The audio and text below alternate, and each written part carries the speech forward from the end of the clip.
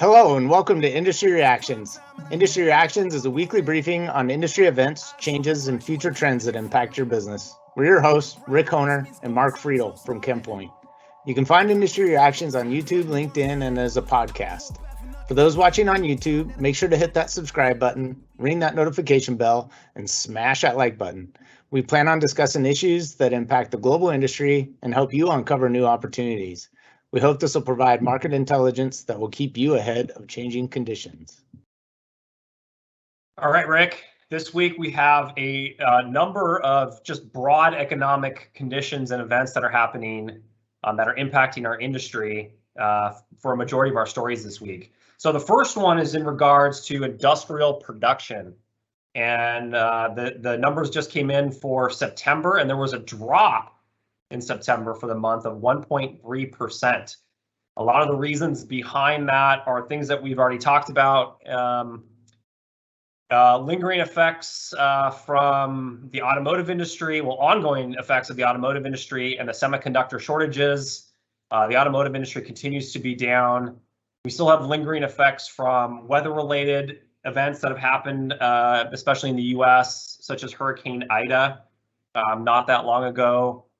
And really what's driving this decline in September was manufacturing. That makes up such a large chunk of that industrial production index. As you can see from this chart that we're showing here, the year-over-year 3-month moving average continues to show a lot of positive growth with the exception of automotive. However, when you look at September on a month-over-month basis, it's starting to decline.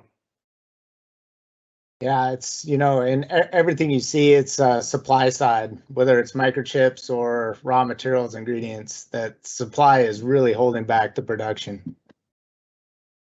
All right, in related news, in our new water-based inventory folder, the C, Los Angeles and Long Beach set a new record as of Wednesday for the number of container ships. There was over 103 container ships still anchored outside of Los Angeles. And this is despite the news that Biden and his organization had come in and tried to lengthen the hours for that port to relieve that bottleneck. And I think the last time we were talking about this, the joke is, okay, once it gets through the port, now where are the drivers to actually get the goods beyond the port? So I think this is just the first step, but even the initial step seems to be going backwards with the number of containers sitting off the coast.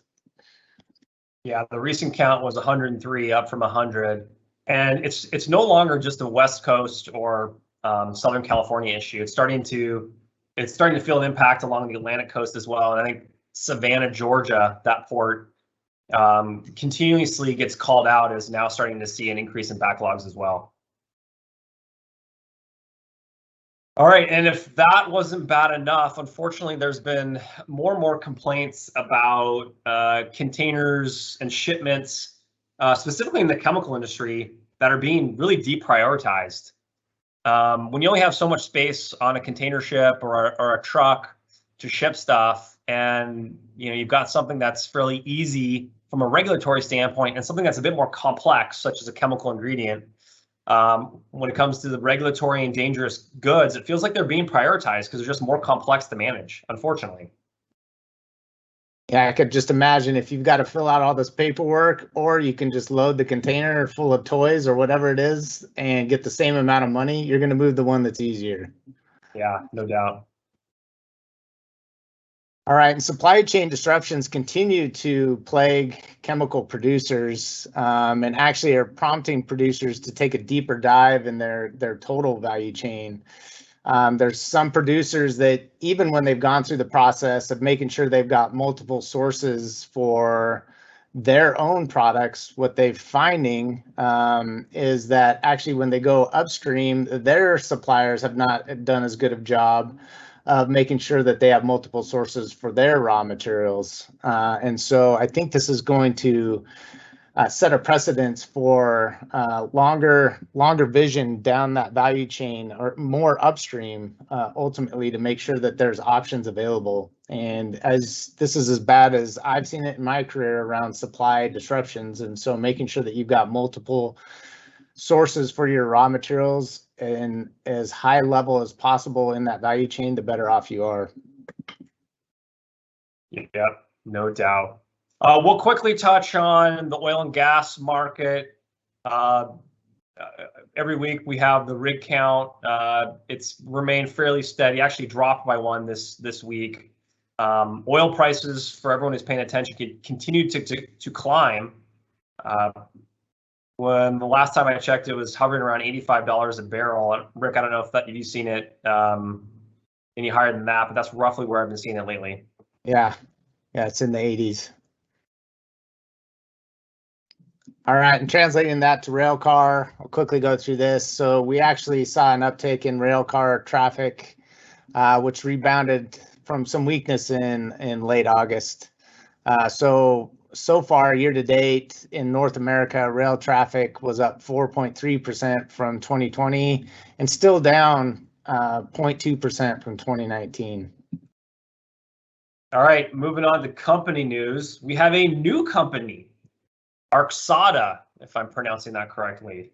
As some of us may remember, this past summer, I think it was in July, Lonza spun off part of its business into a company called Lonza Specialty Ingredients, and it was being called that temporarily until they found a name for the company, and now they have a name, Arxada.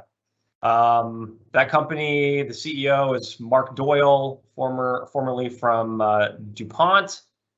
And from everything I hear, the name is derived from some Latin root words meaning citadel or fortress.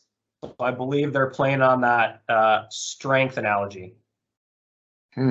Interesting. Building moats, I'm sure. All right, my last story of the day as regards to DSM. They've actually completed their acquisition of First Choice Ingredients. That was a $450 million acquisition. So this was previously announced.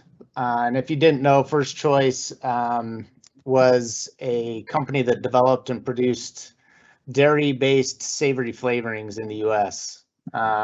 And so that dollar amount was roughly 20 times the EBITDA sales price. So pretty good multiple there. And just one more thing to think about, DSM, which used to be mostly a chemical company, clearly they have moved away from that and are in life sciences as well as food ingredients.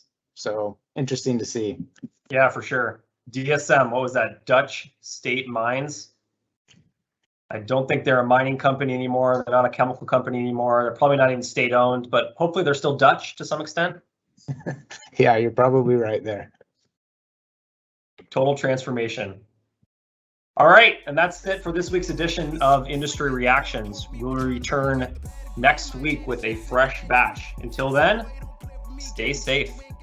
Take care.